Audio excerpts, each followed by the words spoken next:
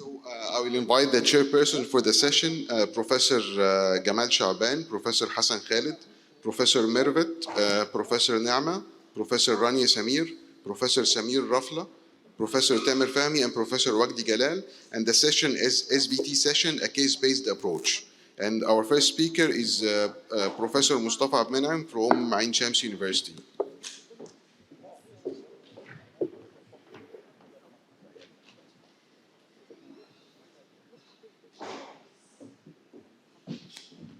Assalamu alaikum. Okay. First of all, it's my pleasure to be here today. I would like to thank Dr. Hayam and Dr. Haitham for their kind invitation. I think my presentation will be like a smooth entry. It's a simple presentation about SVT. There is some confusion about the title, whether it's SVT when to ablate or SVT not to ablate. But I think both of them are like mirror image together, because if I know when to ablate, of course, I will know when not to ablate. First of all, definition SVT is like an umbrella term which is used to describe tachycardias involving the His bundle or above with a heart rate more than 100, like atrial tachycardias, macro-enteral atrial tachycardia, junctional tachycardia, AVNRT, and accessory pathway mediated tachycardias. The magnitude of the problem, SVT prevalence is about 2 cases per 1,000 personnel. Females are more likely to be affected. Older personnel have 5 times more risk to develop SVT. In some specialized centers, AVNRT came into the next place after atrial fibrillation and the preceding atrial flutter among frequency. Prevalence of accessory pathway on surface ECG was found to be 1 to 2 cases per 1,000 personnel. Initial evaluation of patient with SVT, we have 2 options. I have a standard evaluation and I have an optional evaluation. Standard, like history taking, physical examination, full blood picture, thyroid profile, electrolytes. Then I will proceed for transthoracic echo, and the best, of course, would be ECG during arrhythmia itself. Optional, which is available in some centers, like stress testing, like Holter ECG monitoring, like exclusion of myocardial ischemia, CMR, EP study for diagnosis, and the possibility of ablation if indicated. As a diagnostic approach of SVT, I will not waste your time in it, but initially, I have another complex tachycardia, less than 120 millisecond. Is it regular or not? If it is irregular, I have to think about AF, atrial flutter with variable blocks. If it is regular, I have to search for the P wave. If I could not see a P wave, I have to think about AVNRT. If I can see, I have to count the rate. If the atrial rate is more than ventricular rate, I have to suspect atrial flutter or atrial tachycardia. If not, I have to measure the RP interval. In case of short RP tachycardias,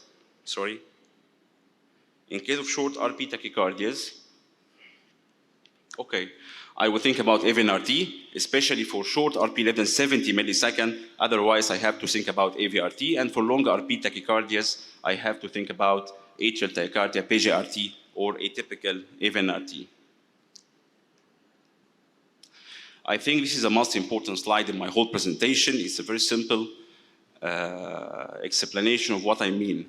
Catheter ablation want to offer, regardless of the whole guidelines, regardless of the whole trials. I think in Egypt, in our society and our financial status, I should offer catheter ablation if the patient is symptomatic. And I mean symptomatic patient despite medication, or symptomatic patient not wishing medication, okay? Or in case of suspected tachy-induced myopathy, like a patient with an atrial tachycardia. Finally, I can also offer and insist to perform ablation for SVT even if the patient is asymptomatic. And I think I can summarize it in 3 points, which is a term of risk. A risky patient, a risky presentation, or a risky tachycardia. A risky presentation even after the first attack, if the patient was presenting with hemodynamic instability. A risky profession. A patient is a pilot, a patient is a competitive sport athlete, and a risky tachycardia like a pre-excited AF. I think in these 3 situations, I should offer ablation from the first patient inside. Regarding SVT ablation, I think it's a doable procedure with a very high success rate, minimal complications, and negligible mortality. If we take an example like an AVRT, I can see a success rate approaching 97% with only complication not exceeding 0.3% in terms of AV block or vascular complications. Among the whole types of SVT, I can see like an atrial flutter, for example, the recurrence rate will be 10%, acute success exceeding 95%, and complications are not more than 2% in terms of AV block or vascular complications, or rarely pericardial effusion. There is no absolute contraindication for EP study and ablation. However, there is some relative contraindication, like vascular access complication, a patient with an acute DVT or a peripheral arterial disease, intracardiac thrombi, or bleeding diathesis. According to the guidelines, the latest, the SVT guidelines in the ASC 2019, I think there was a general consensus that a patient with asymptomatic recurrent SVT should be a candidate for ablation at the class 1 indication. This will go for all the forms of SVT, AVNRT, AVRT, atrial flutter, and atrial tachycardia. However, here in atrial flutter, there's a very good point, which is we can offer ablation from the first episode for a patient with symptomatic atrial flutter, and it was given class 2A. I think this should be applied for the whole forms of SVT, as long as the patient arrived to an experienced center with an experienced personnel. It should be offered at the class 1 for asymptomatic patients. The same for an AVNRT and AVRT.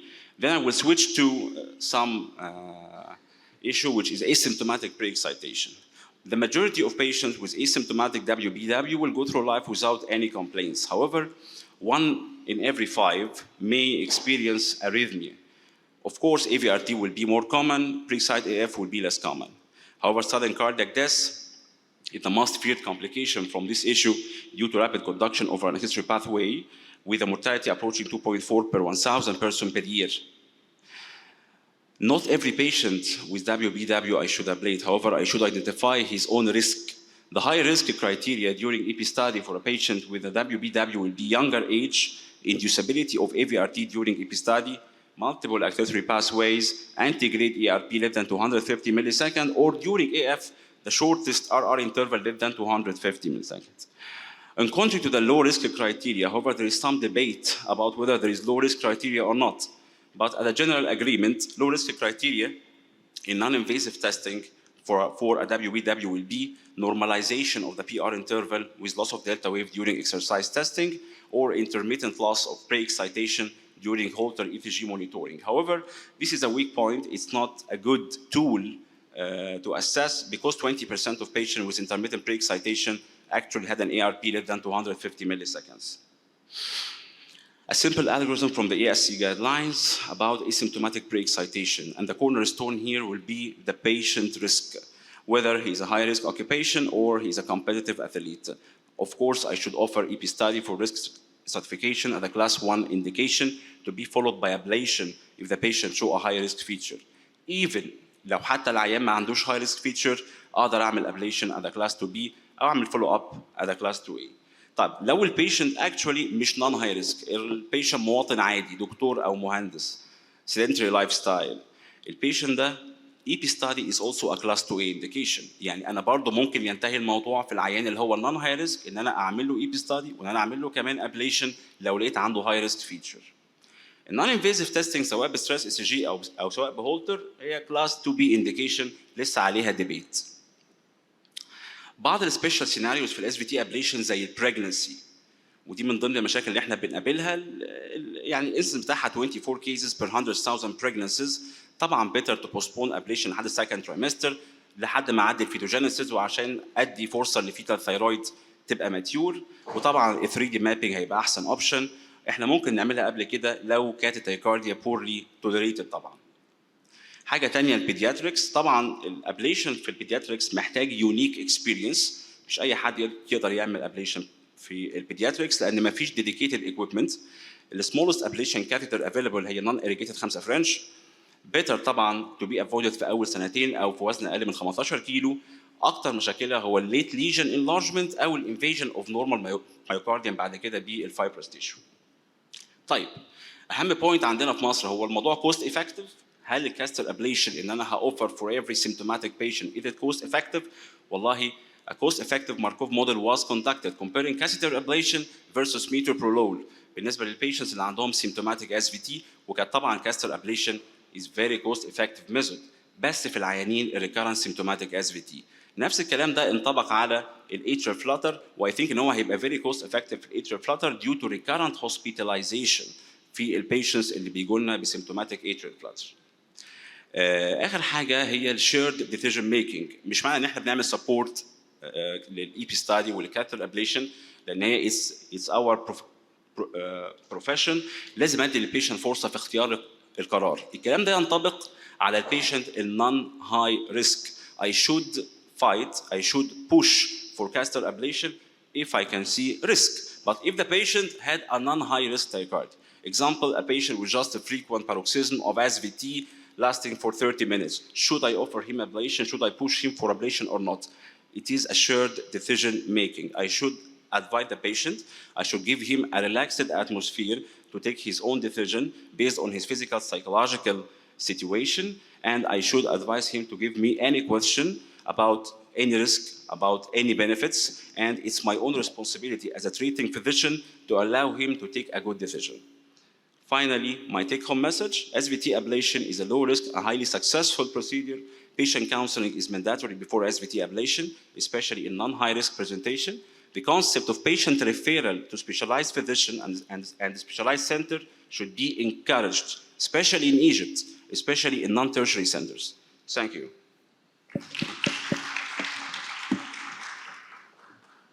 Thank you. Thank you, Dr.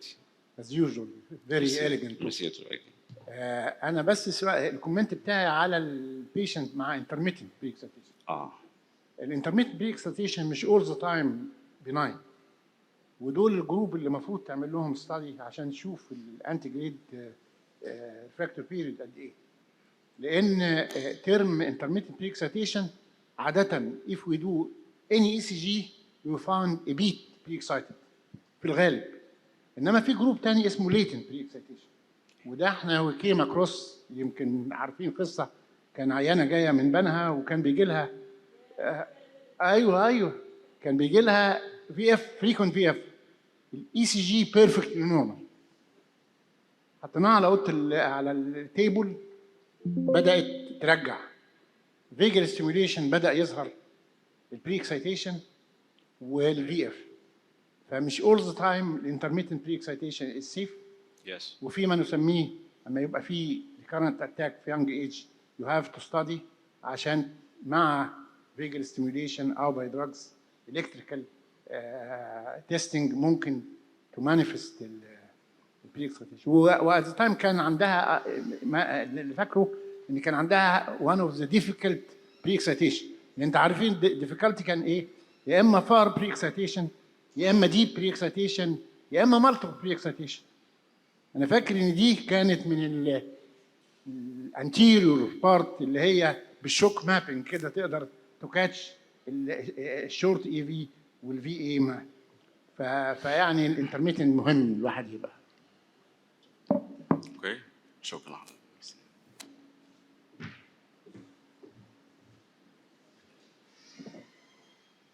Next speaker.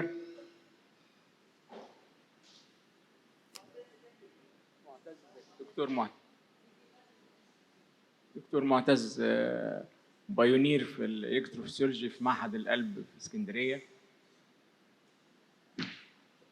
ريسيرش سنتر مركز الابحاث.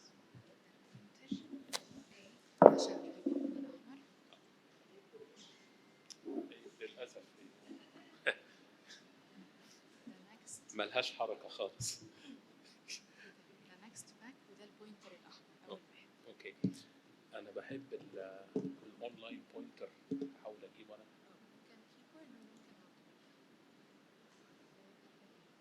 في الاونلاين بوينتر اللي هو بيجي ده مش موجود. هو رايت ده نكست، ده البوينتر الاحمر ده عشان نجيب السلايد الجايه وده السلايد الجايه. Excellent. شكرا. Thank you, dear professors and colleagues, for inviting me to present this. I think it's a difficult topic, a little bit.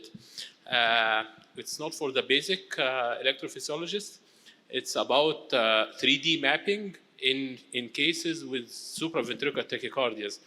So the previous lecture showed us that and I quote what was said, that SVT ablation is a safe and effective with very low recurrence rates. But my presentation will show you some of the more difficult cases in which recurrences may be a little bit more. So I'll dig in immediately into the presentation with the first case. And this first case is a flutter case. It's not my own case, but I had a similar case maybe 8 to 10 years ago. And I was surprised by this case, and I couldn't actually elucidate the mechanism of the flutter. And then maybe after 10 years, I came across this, this pattern. So this is a case of typical atrial flutter, typical counterclockwise atrial flutter, in which we did actually a CTI ablation. And after the CTI ablation, you can see استخدم الماوس أحسن, I think. Okay, so استخدم الماوس أحسن. ماشي. So this case, so after we did the flutter line, the flutter didn't terminate, and it kept going on in the counterclockwise direction. So we cardioverted the patient to elucidate the mechanism of the flutter. So at baseline, you can see the chevron shape on the halo catheter denoting conduction across the cavotricuspid isthmus. However, after ablation, you can see what is called the sigmoid pattern. I had this pattern in 2 patients before, what is called a sigmoid pattern. And we thought that maybe the tachycardia became another type of tachycardia.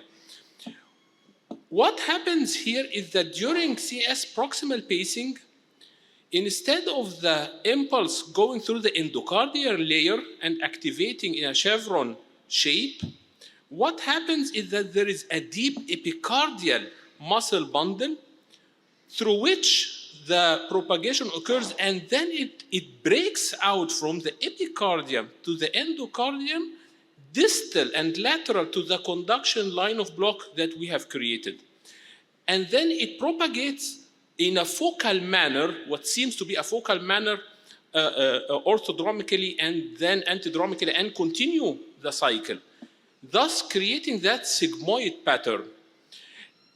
Such cases are very difficult to know, and they are very difficult to treat by re-ablating on top of the same line. And we have to see where the breakthrough laterally is as a focal point through 3D mapping, and then we ablate on top of this breakthrough point. And at that point, you can acquire the usual, actually,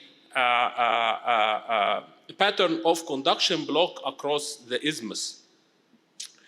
So in my case, actually, I didn't recognize this phenomena at that time, maybe 8 to 10 years ago, but I tell you, it is not that infrequent. Maybe you yourselves have seen such a case before.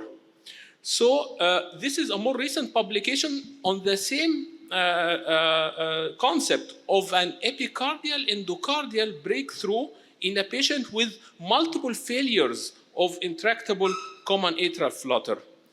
Such cases you can see here. This is the flutter circuit. You have already done multiple lines of ablation without termination. The wavefront comes to the lateral border of the scar you created, and then it digs deep epicardially, and then with a focal outbreak near the coronary sinus ostium, and then it propagates in a more or less focal manner, antidromically as well as orthodromically. And you can see here that immediately after the line of block, you have a more distant electrogram as opposed to more actually medially at the breakthrough site. And it perplexes us, such a phenomena, and we can think that this is another tachycardia, a focal atrial tachycardia, but actually it is the same flutter with an epicardial to endocardial breakthrough. You can even entrain the tachycardia with perfect cycle lengths, post-pacing intervals from this focal breakthrough site, confirming that it's actually not a focal tachycardia, but a reentrant, the same reentrant tachycardia. So the same thing. Okay. Even in this case, this was published by Pierre Jailly and Michel Hasseguer group, showing counterclockwise atrial flutter, even though you have double potentials of block across the CTI. And again, confirming that actually this was very intriguing in the terms that the impulse propagates from endocardial to epicardial and then to the coronary sinus musculature, and then it outbreaks and complete the circuit. And this case was actually in the literature ablated inside a diverticulum inside the coronary sinus. So just by a focal ablation at this breakthrough site, which was identified again by high density mapping, immediate termination of the flutter, which couldn't have been done without this focal ablation inside the coronary sinus. And he described a right atrial coronary sinus epicardial connection. Okay, this is what you see with the focal breakthrough and epi-endo communication at the os of the coronary sinus. So another type of tachycardia, this tachycardia. So this patient has a normal sinus rhythm, but she develops frequent AVRTs utilizing what seems to be a lateral accessory pathway. But this patient had undergone multiple ablations, so 2 or 3 ablations in the past, with always failure and recurrence. And for such cases, 3D high density mapping is very useful, using the open window of interest to delineate that there is actually not a focal or a narrow pre-excitation, but rather a very wide sheet of pre-excitation, and you had to actually draw a line of block across the mitral isthmus in order to get rid of this tachycardia, which happened after 6 seconds from completing this line. So here delineating the importance of 3D mapping. And the open window of interest is very important in such cases because actually you delineate the electrograms of interest with the deepest dV over dt on the unipolar recording, so as to pinpoint where the communication between the atrium and the ventricle is. And this is the actual propagation map. You can see that it is not just a focal breakthrough, but it is a rather wide sheet of accessory pathway. Okay. It's not working. I don't know why.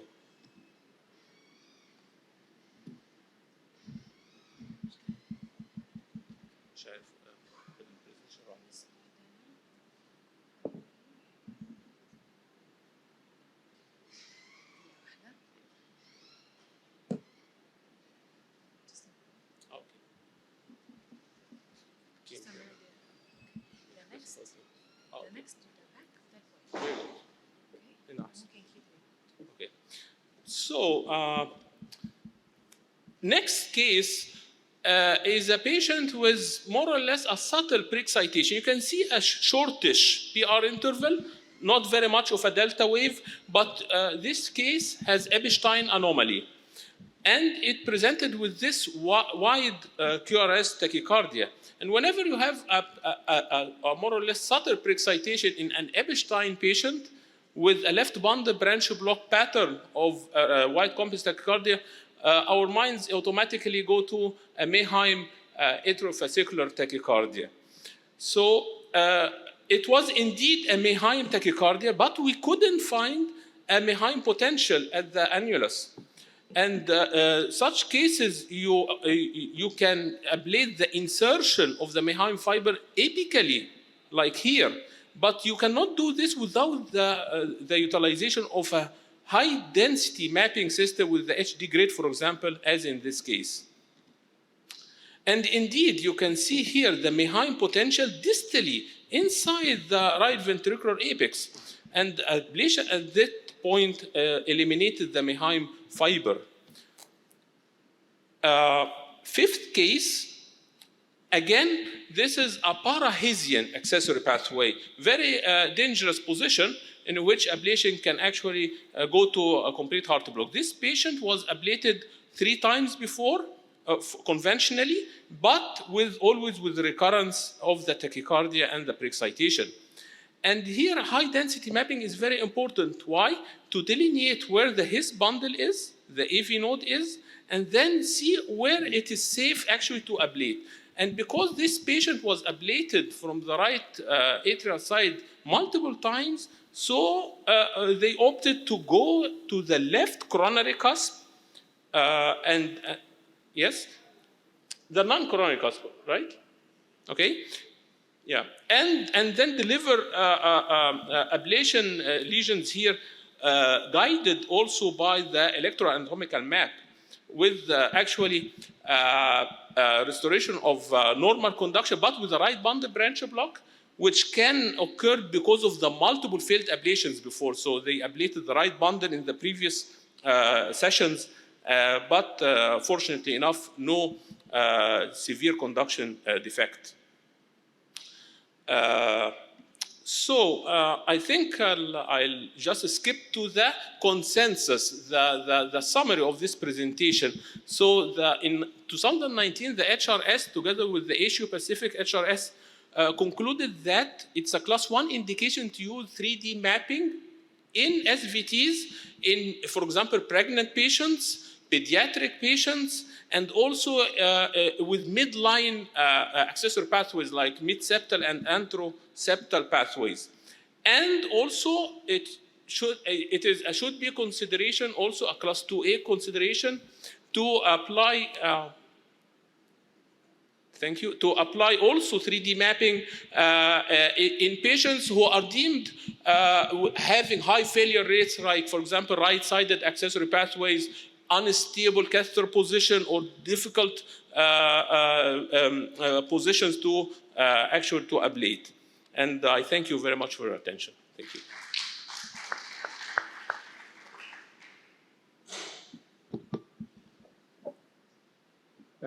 شكرا معتز على المحاضرة الجميلة. أنا الكومنت بتاعي على الهاي دنسي مابينج، هم كمان في الكومنلي ممكن تستخدمها في الليفت اتر فلاتر والاتر تاكارديا فولوينج ابليشن، اي اف ابليشن اللي هي كومنلي بتحصل. البوست سيرجيكال كيسز لان الاناتومي بيبقى ديستورتد في الكونجنتال هارت ديزيز، وانت بينت جزء منهم الابشتاين بيبقى الاناتومي بتاعها محتاج ان كده. الليفت لاترال اكسسور باثواي اكتر ذا موست سكسسفول سايت اوف اكسسور باثواي هو الليفت لاترال، اللي هو في الغالب ما بنحتاجش. هو يمكن الرايت فري وول اكسسور باثواي هو ده اللي محتاج ان احنا نستخدم 3 مابينج او الباراهيسيان. وعشان كده لان انا لسه في واحده قريبتي عملت ايه في ان ار تي ايفن نودر انتر تاكارديا عاديه خالص، وهي عندها سنها لسه ما اتجوزتش، عندها بتاع 25 سنه، جالها كومبليت هارت بلوك، جالها كومبليت هارت بلوك. فعشان كده انا الريكومنديشن بتاعي كل الانتروسيبتال سايت والايفي نودر ان ار تي الاول نعمل انتست، وبعدين اذا احتاجنا ان احنا نعمل 3 دي مابينج نعمل، لان دي بتبقى اكسبيرينس يعني فيري هارد ان واحده في السن ده يجي لها كومبليت هارت بلوك وتحتاج بقى تركب بيس ميكر واني بيس ميكر. ويمكن هيثم هنا لان ايمن مرتضى عايز يركب لها هيس بيسنج عشان سنها وعشان كده، ومستني الخواجه بس الظاهر هيثم بيشتغل القصه دي. فهي دي اكسبيرينس بتبقى فيري هارد. عشان كده اعتقد ان هو مهم قوي الباراهيسيان دول ان هو يبقى فيه هاي دنسي مابينج عشان تو افويد الكلام. الحقيقه الحالات الاي في ان ار تي احنا بصراحه بنستعجل عليها جدا في الابليشن. يعني احنا مجرد ما بنشوف ان الاي على الفي بنيجي نقول دي سلو فاست يلا نكوي على طول. الحقيقه يعني انا لسه شايف محاضره لوارن جاكمان وكان بيتكلم على ان في 9 انواع من الاي في ان ار تي، واللي احنا بنشوفها اكنها سلو فاست دي اكشولي ممكن تكون سلو على فكره. والسلو دول بيبقى الفاست باثوي عندهم ممكن ما يبقاش الكوندكشن بتاعه كويس، فلما اجي اكوي انا بقى بحسن نيه عند الكوروني ساينس اوس يحصل حاجه زي كده حتى لو ما طلعتش عالي. يعني حتى لو انا ما طلعش في الام زون او الاي زون ممكن يحصل برضه كومبليت هارت بلوك لو ما هياش تيبيكال سلو فاست. وبرضه السلو الريكارنس ريت بتاعها مش اللي هو ال 2% وال 5% اللي احنا متصورينه، ده بيوصلوا ل 20%. فلازم الكاركترايزيشن يكون كويس جدا لفين الميكانيزم بتاع التاكيكارديا ازاي. لازم نحط القسطره عند الهيس الاول ونشوف الاي اتش والاتش اي انترفلز، ما يبقاش مجرد ان الاي على الفي يبقى دي سلو فاست ونكو وخلاص ويحصل حاجه زي كده. الحمد لله. انا عايزه اقول بالنسبه لل 3 دي مابينج في الاس في تي، في خبرتنا في مدريد انا والدكتور رانيا مع خفير مورينو، they do it in all children. بس طبعا دي بلاد عندها امكانيات وعندها اساطر في اوض الاساطر حتى لو معاهم فلوس ومعاهم حاجه زي كده. ليه؟ لان الراديشن هازاردز على الاطفال هو ده اللي هم بيحسبوه كويس قوي. ليه الطفل يتعرض لفلورو حتى لو قعدوا في البروسيجر اضعاف الوقت كده، بيزيحوا مكنه الفلورو ويدخلوا بديكاناف كارتو بايوسنس كاسيتر علشان يقدر ان هو ترسم، هي كانت ست ترسم الفين وتوصل بيها للهارت. ولما كانت بتحتاج تخش ليفت سايد كانت بتستعمل طريقه مي حمد السيد بتاعه الايكو في الاطفال او ترانسفيجيال ايكو عشان تخرم السبتم بالنق عليه كده بالابره والشيس من غير ما تطلع الابره قوي. فده بقى الروتين في الدول المتحضره في الاطفال. ده طبعا ليه دوره، احنا مش هنقدر نعمله في مصر.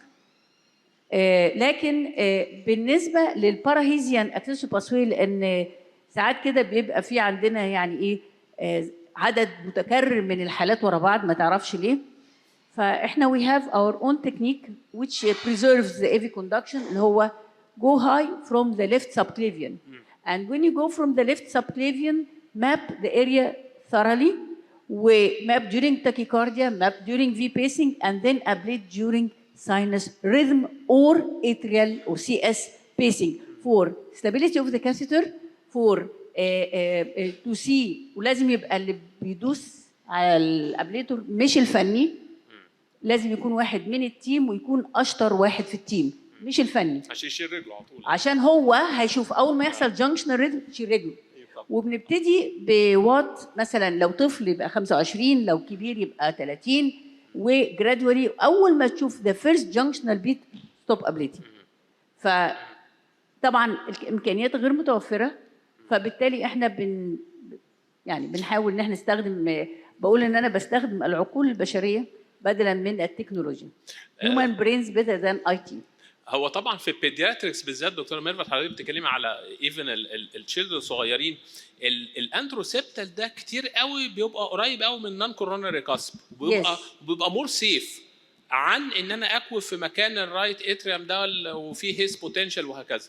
فقد يكون الليفت كوروناري كاسب النون كوروناري كاسب يكون مش عارف في البيدياتريك بالذات بيبقى الديستنس من الفاست باثوي من الباراهيزيان باثوي نفسه قريب. يمكن في الادلتس السكسس ما بيبقاش حلو قوي، يمكن في البيدياتريكس احسن شويه، ممكن عشان الثيكنس اوف تيشوز وقرب المسافات مع بعضها.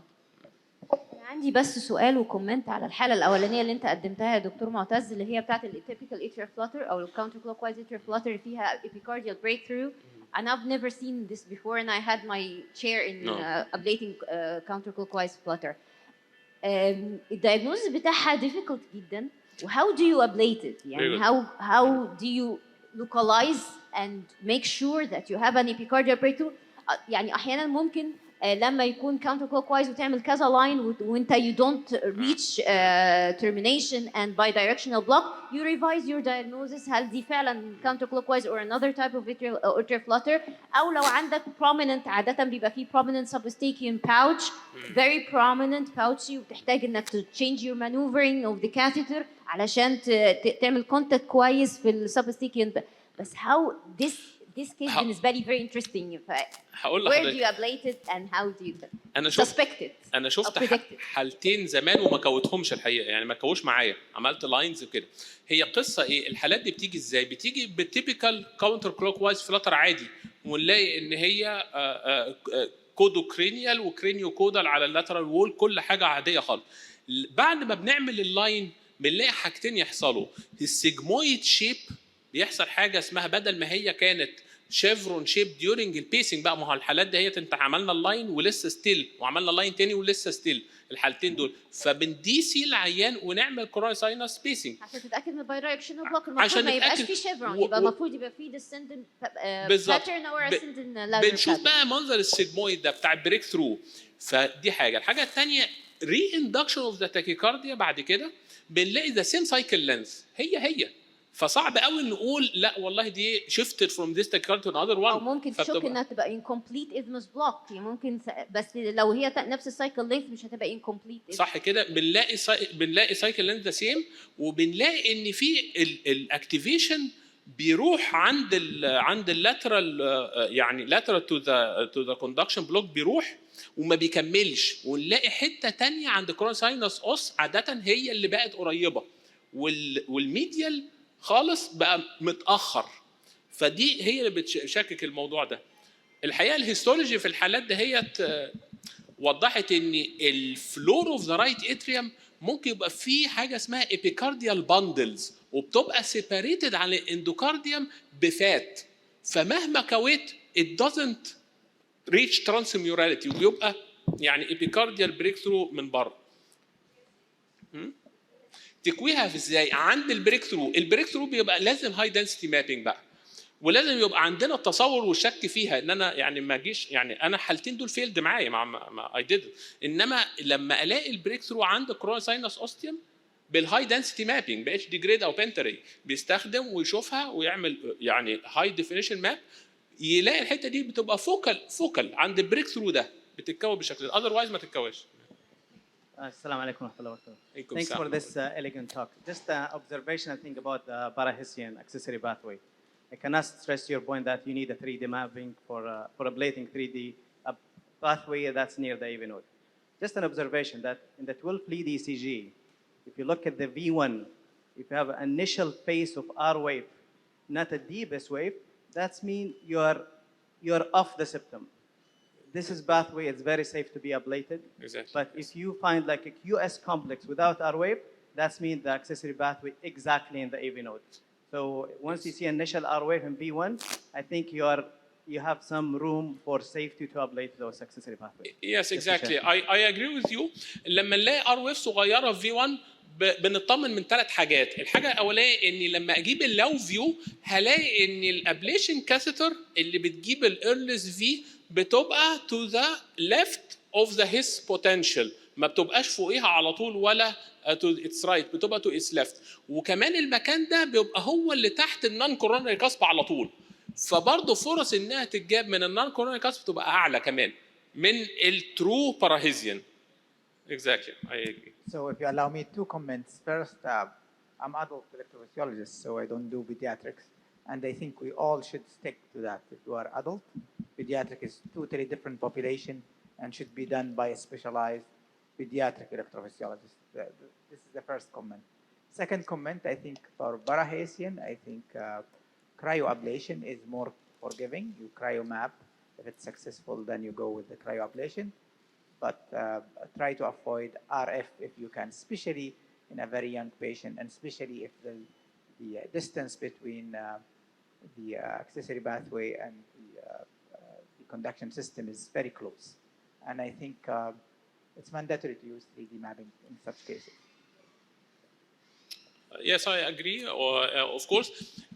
But cryo ablation has a very lower success rate and very higher recurrence rate, up to 20 or 30%. So also, if we have such clues that we are off the HISP region, I think RF ablation is the way to go. I think. Thank you.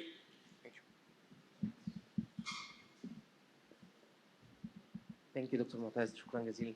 كومنت بس عشان دكتوره رانيا كانت سالت، هي very uncommon في الكومن في السي تي اي ان فعلا في ايبيكارديال بات اكزيست، واحنا عندنا فعلا حاله بقى كنا شفناها بره ساعه ما كنا في موناكو، كانت ايبيكارديال كونكشن فلاتر وهم هناك بيشتغلوا 3 دي.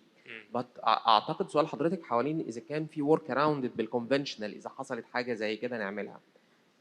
what we learned from that اوكي اللي احنا ممكن نعمل الاتي.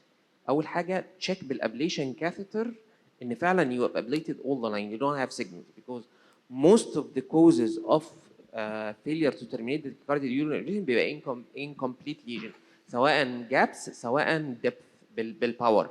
الحاجه الثانيه الكومن ترابل شوتنج بتاع السي تي اي سبوستيكيان باوتش والبروميننت يوستيكيان ريدج should be kept into consideration والكاثيتر maneuvers اتعمل. Now if you don't get termination despite all of this, this is what you do. You cardiovert the patient in sinus and based from the coronary signs and monitor the sequence of activation lateral to the ablation line and see if you can see this parent activation sequence lateral to the ablation line. So if there is no epicardial connection and the line is still open, you would see all the activation sequence lateral to the line from septal to lateral. But if you can find lateral points that are earlier than septal points and both points are lateral to the ablation line, then you suspected epicardial connection in that point. And this is where you ablate over the breakthrough. Yeah. شكرا دكتور معتز. We go to the next speaker دكتور محمد موسى من عين شمس، هيكلمنا على unusual ECG in supraventricular tachycardia.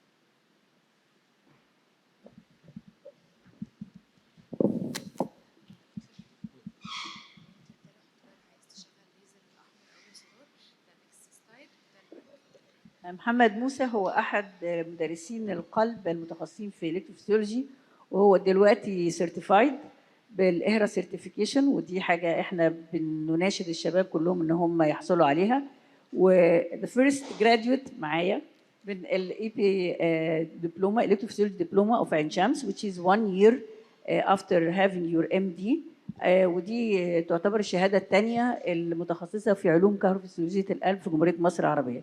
الشهادة الأولى هي الزمالة المصرية، وشباب الزمالة بشكرهم إن هم يعني مكثفين الحضور وقاعدين بمزاجهم في هذا الميتنج. شكرا.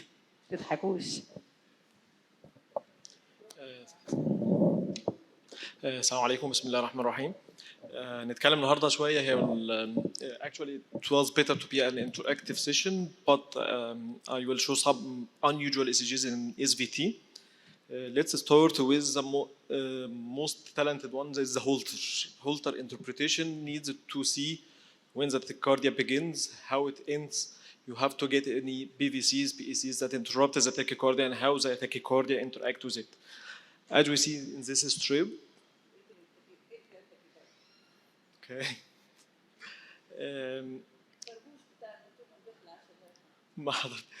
Actually, it's a short RV tachycardia.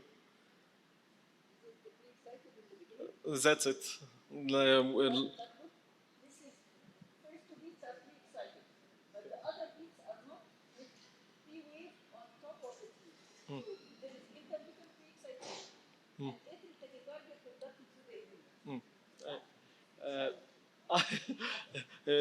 Let's make it so simple. Just an manifest pre-excitation with a short PR and the delta wave. This termination of the orthodromic tachycardia through the accessory pathway. So it's a manifest pre-excitation and orthodromic tachycardia. Okay.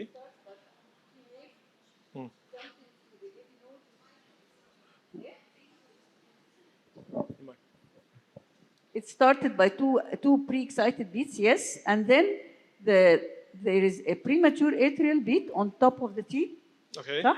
That's it. conducting through the AV node, the accessory pathway is not active, and then maybe yes, it went into AVRT, or I can see a P wave on top of the T. Maybe I'm wrong. Okay.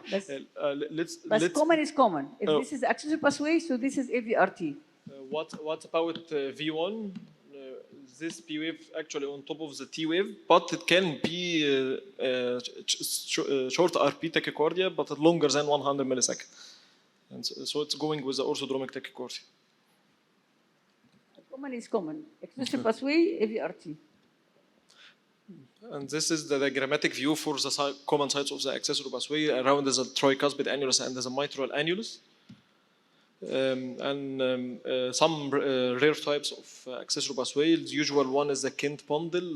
Unusual is the James fiber, which is responsible for the LGL syndrome, short PR interval without any tachycardia. Or the Mahai fiber, which commonest is the atriovascular bypass tract.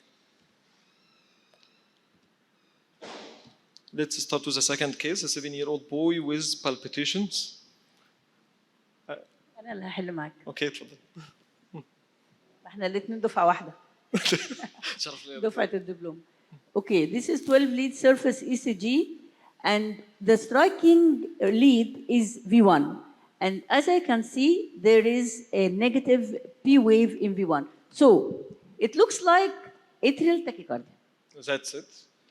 Next is next is for the patient. Here is the clue: changing the B wave morphology in V1. So it's a long RP tachycardia with a different B wave morphology from the sinus rhythm, mostly an atrial tachycardia. Okay, let's follow this algorithm. Our patient had a stable regular narrow-complex tachycardia.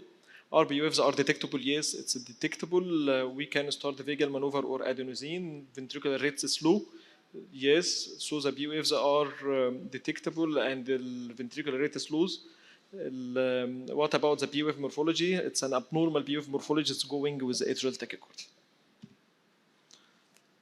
What's the most common mechanism of atrial tachycardia? Mostly enhanced automaticity. Okay. I will bypass this ECG. And these are the common types and most common types of the atrial tachycardia. Most common is the right atrium, either the cavotricuspid isthmus, septal, perinodal, coronary ostium, or the left atrium, left atrial appendage, and the pulmonary veins. 9-year-old girl with an incessant palpitation. دي أنا عارفة على طول. ده أنا بتاعتي. We can see that the P wave morphology is completely abnormal, and this is evident in lead 2-3 AVF with a completely inverted P wave.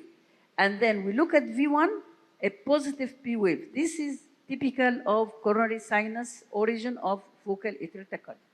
Okay. Is there another differential diagnosis? A PGRT, because you have inverted P wave, long RP, inverted P wave 2-3 AVF, and positive V1. Okay. Either coronary sinus atrial tachycardia or PGRTs. But they are ablated near each other, yeah. Okay, and on the same place. This is after ablation. It's very common for both atrial tachycardia and the PGRT to cause tachycardia-induced cardiomyopathy. I'm sorry. This is another example of PGRT. As we can see, negative P waves in the inferior leads, 2-3 and AVF. There is a transient block in the retrograde limb here in the rhythm strip, and another B is here initiating the tachycardia.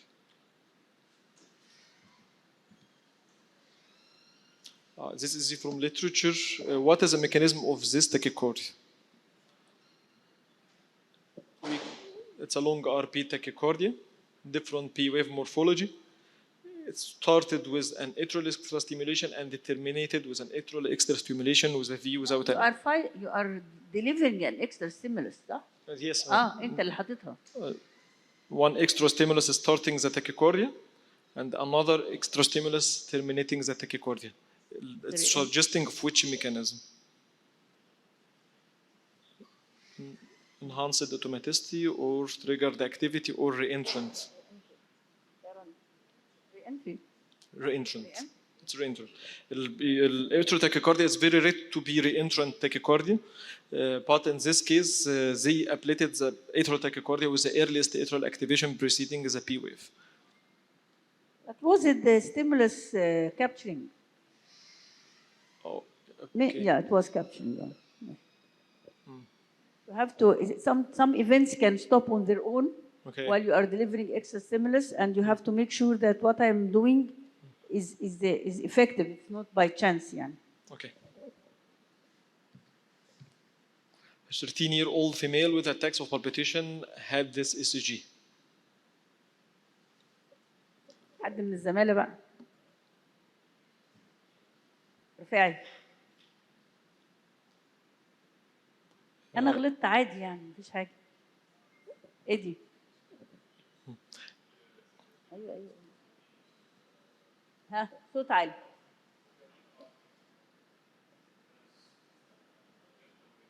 Yes, so this is the first half is presence of delta wave, huh? Yes, that's it. Then And then what happens afterwards? اللي حصل بعد كده. Manifest pre-excitation. Then a sudden onset of regular narrow complex tachycardia. So it's mostly an orthodromic AVRT. سعيد يا همت. It's the same algorithm, 12 lead ECG, rhythm is regular, POF is not detectable. We will start with adenosine, carotid sinus massage. So our differential diagnosis is either EVNRT, EVRT, sinus, SA nodal reentrant tachycardia, or some types of atrial tachycardia. Mostly here is the orthodromic EVRT.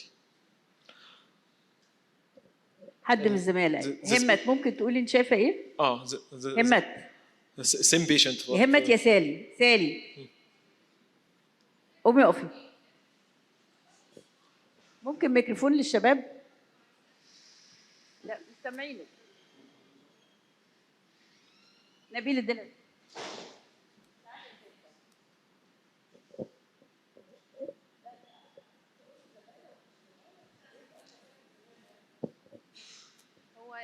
اول 3 شانل دول السيرفيس اي تي جي. هو واضح هنا ان في ليد 1 و2 وفي 1 وبعدين الابليشن ديستال على 1 و2 والبروكسيمال 3 و4. باين هنا على وسي اس 1 و2 ده الديستال مترتبه ديستال تو بروكسيمال. وبعدين هنا الهس اثرت الهس تمام. المفروض ان هو هنا في بري اكسايتيشن او That's it. ايوه. وبعدين بعد البري اكسايتيشن جت زي الضربه اللي هي الثالثه. اوكي. الاي دي شكلها بريماتيور يعني تمام. مش في البي اي سي او كده. وبعدين ايه اللي حصل؟ اتوصلت على ايه لونج اي بي تايم عن قبل كده يعني شكلها اي بي نودال كوندكشن. وبعدين رجعت ريتروجريد شكلها ريتروجريد على الاكسسوري في اي تايم لانه قصر. وبعدين الايرلست اي على الايرلست اي انا شايفه على سي اس 1 و2. يبقى الاكسسوري باسوي ليفت سايدد سقفوا لها. وبعدين بقى دخلنا في تاكيكارديا نارو كومبلكس شكلها اورثودروميك اي بي. Okay, so the manifest pre-excitation على left sided accessory pathway with the onset of orthodromic tachycardia. شاطر يا سالي مدرس في جامعة المنصورة وسنة تانية زمالة صح؟ آخر سنة لأن الدكتوراه بياخدوا عندي في الزمالة سنتين والماجستير 3 سنين. شكرا يا سالي. Okay, this is a simple one, not that challenging. نوفل فين؟ نوفل جاوب.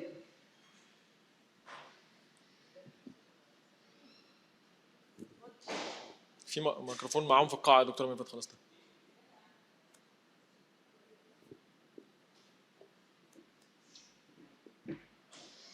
احنا هنا شايفين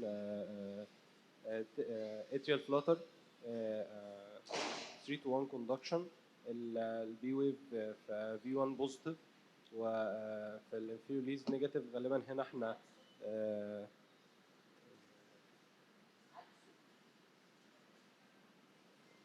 احنا هنا مش typical flutter.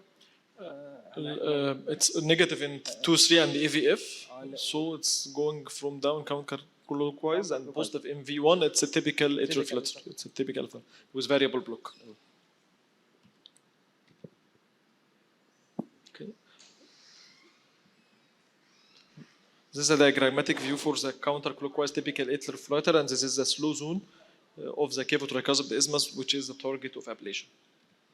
What is the mechanism of this tachycardia? It's just simple enough.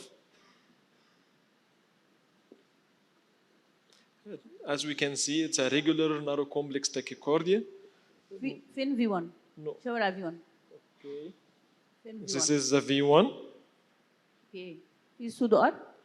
Not that present, but it can be seen in V3, so it's mostly EVNRT, as Dr. Murphy said. This is the normal resting ECG of him. Okay, I get just a minute. Previous ECG was a traditional one. What's about this? In a 65-year male patient with a palpitation. As we can see, it's a long RP tachycardia, negative P wave in inferior leads, 2, 3, and AVF. So it's suggestive of what? Either AVRT through a slowly conducting accessory pathway. In 65 years, it's not that common. Bejert, Berman junction reciprocating tachycardia is not that common in 65 years. So mostly it's atypical AVNRT. سن كام؟ 65 years. Atypical. 65؟ 65 years. Okay. It's a typical AVNRT. واتريال tachycardia. Or atrial tachycardia is a common diagnosis. اتريال tachycardia. It's complicated.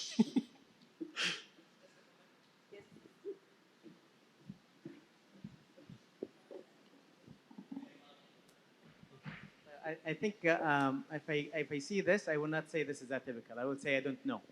I have to do some maneuvers. But if you look at lead 2, there seems to be some variabilities on the RR interval, and it seems to be the P to P interval is getting the shorter before the R to R interval. So I think I have to measure, because this could be a flutter in a 65-year-old.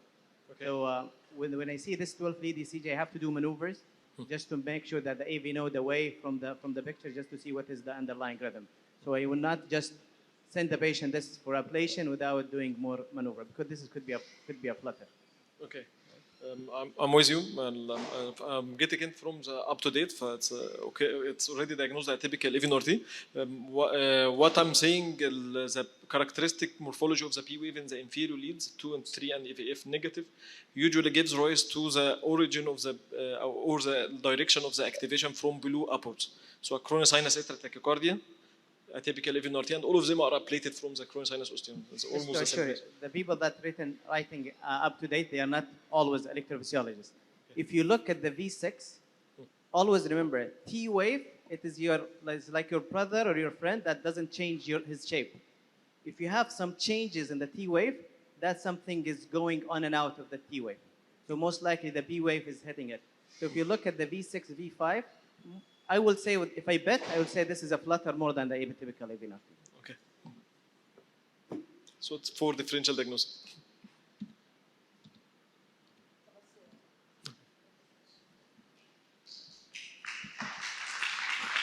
شكرا جزيلا دكتور موسى.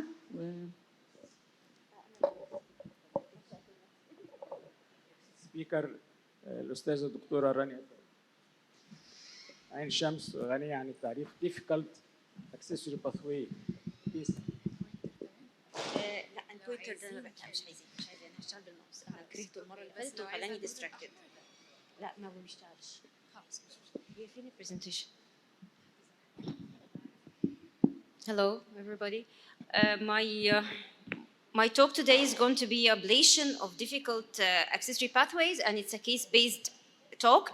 At the beginning, I'll talk briefly about difficult accessory pathways. We all know that catheter ablation of accessory pathway is the treatment of choice in the majority of patients with accessory pathways, with a very high success rate of about 95%. It's the stable in our EP lab. Every day we go in the morning in the EP lab, we ablate SVTs or supraventricular tachycardia, and we are faced with success in the majority of the cases. Very infrequently, we can meet challenging cases every now and then. With a percentage in a study, a multi-center study, the incidence of failed procedures requiring repeat study was about 8%. As I said before,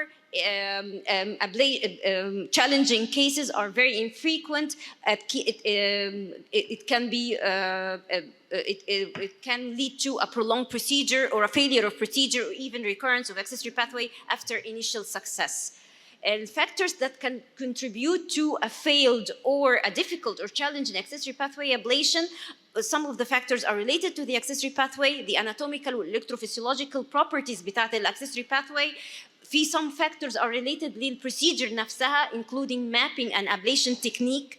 في other factors related to presence of structural heart disease, especially congenital heart disease. Whenever you have a patient with accessory pathway and congenital heart disease, you have to prepare before the procedure. You have to prepare your equipment, you have to understand the anatomy very well, and to understand how are you going to ablate this accessory pathway. And if it's a manifest pre-excitation, it gives you, the ECG gives you a preliminary diagnosis of the location, so you can prepare yourself very well before the procedure. In a recent observational study that was published around 2 years ago, that commented on the outcomes of accessory pathway ablation in a large center, showed that the lowest success rate was seen in patients with anteroseptal location and right free wall location, and the highest procedure time or ablation duration was seen in anteroseptal accessory pathways.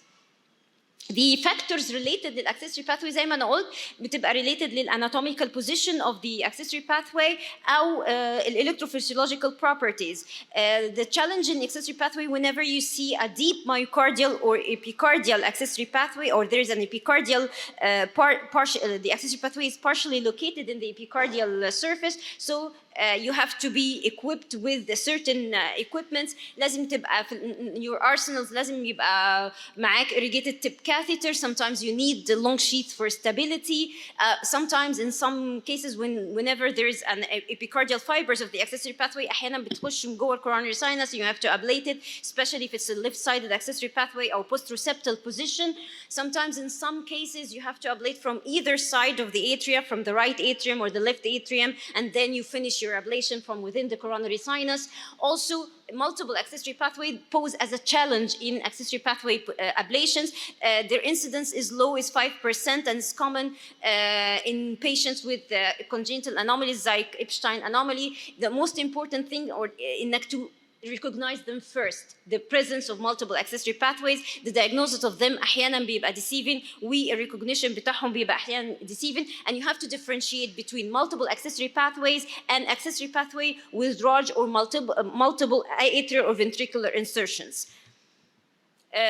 في certain factors بتبقى related للprocedure نفسها اللي هو inaccurate pathway localization, so you have to exhaust your mapping tools or your mapping techniques علشان for proper localization of the accessory pathway. Recurrent atrial fibrillation during ablation أحيانا بيبقى posed as a challenge for localization and ablation. Inappropriate ablation techniques, so you have to shift between ablation techniques. lack of catheter stability, وأحيانا بتحتاج تبقى معاك steerable sheaths or long non-steerable sheaths for obtaining catheter stability and proximity to AV node or concerns about AV blocks. Sometimes you have to shift from RF energy to cryo energy. My first case is an interesting case. Is a 56-year-old female patient. She had a history of paroxysmal atrial fibrillation for 7 years, and she was under rhythm control using oral amiodarone. But for the past 4 months, she had persistent atrial fibrillation, and she came complaining of rapid palpitation and severe dyspnea of 2 weeks duration. Her presenting ECG with, as we can see here, is a pre-excited atrial fibrillation with very rapid ventricular rate reaching up to 185 beat per minute. She was admitted to the CCU and underwent rate control using IV amiodarone. And we can see the amiodarone managed to slow the rate a little bit.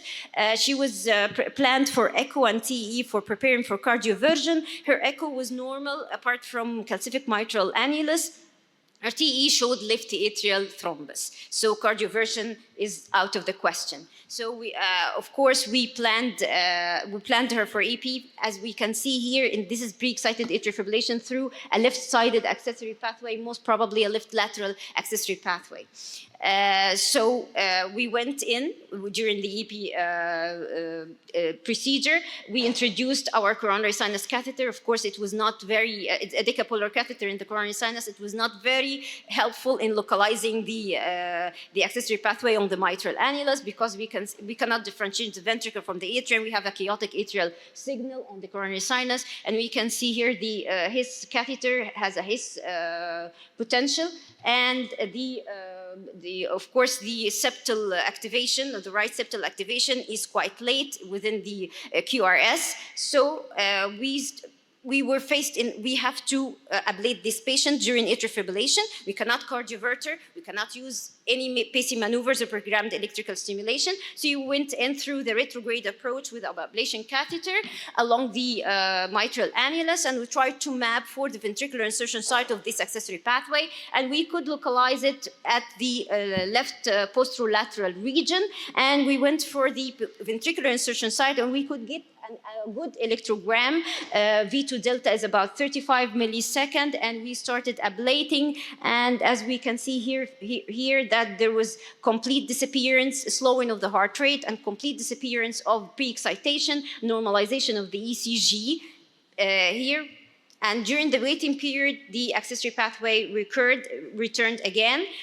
So we went with our ablation catheter again, and we can gain from also we were hitting for the ventricular insertion site, and we get a good V2 delta, preceding the delta with 41 millisecond, and we applied our RF energy, and we can notice here that there was a complete disappearance of pre-excitation and slowing of the heart rate, and it was quite slow. And we postulated this slow atrial fibrillation is due to the intravenous amiodarone that she was taking. And this is the post-ablation ECG after ablation. The patient was kept on a temporary pacemaker for a while till she regained her heart rate after and abolishing of the effect of the AV nodal blocking drugs, and her heart rate with 80 beat per minute. The second case is an 18-year-old female patient with recurrent attacks of rapid palpitations, repeated CCU admission and cardioversion due to rapid tachycardia. There was failure of antiarrhythmic drugs to control her attacks, and her echo was normal. She was planned.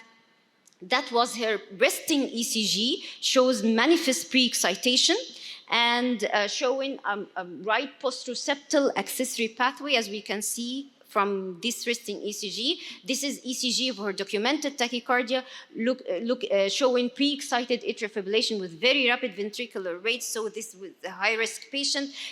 We had to take her to the EP lab to start ablating her accessory pathway. We thought this is a right posteroceptal accessory pathway. It will take half an hour and we'll go out of the EP lab. This is the intracardiac recording from the ablation catheter and the coronary sinus within decapolar catheter within the coronary sinus. This is the His catheter at the region of the His bundle region, but there is no His recording. And we can appreciate that this is truly a right posteroceptal accessory pathway. We have the shortest AV time during sinus rhythm recorded at the proximal coronary sinus, and during we did our mapping procedure for accurate localization. We did ventricular pacing, showed the earliest atrial activation seen at the proximal coronary sinus, so it's most probably a posteroceptal accessory pathway, and we induced our tachycardia. It was an orthodromic tachycardia, and the shortest VE time was recorded at the proximal coronary sinus. So we went for ablation at the right posteroceptal region using a 4 millimeter ablation catheter, and we can get a very good recording with a good AV time on the tricuspid annulus at the right posteroceptal region.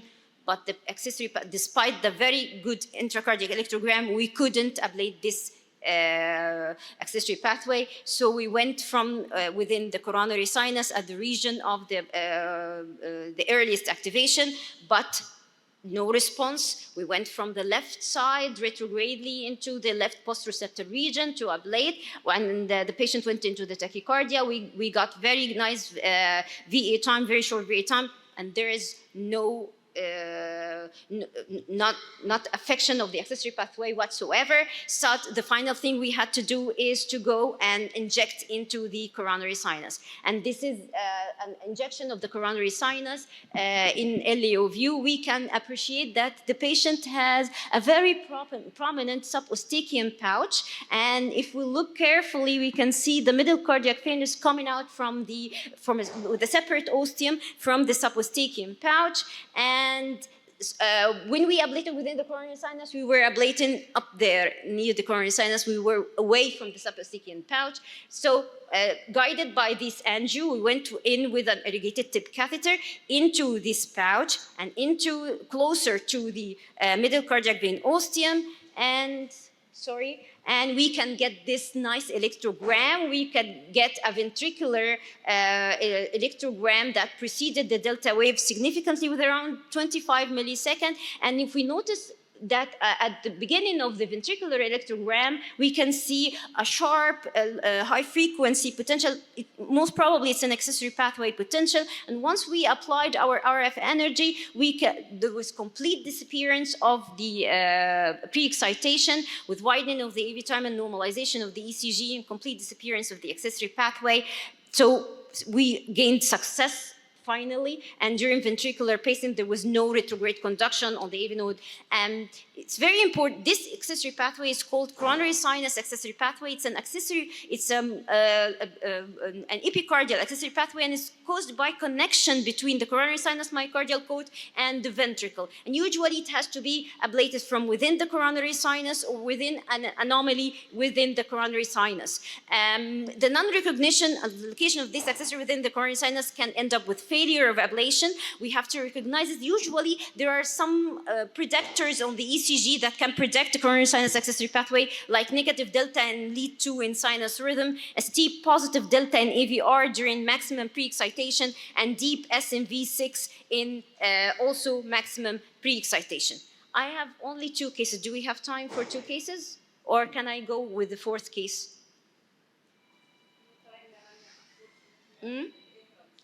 Okay, I'll go straight to the 4th case. It's a very interesting case, and it's courtesy. I will skip for the 3rd case. It's about Mahayam.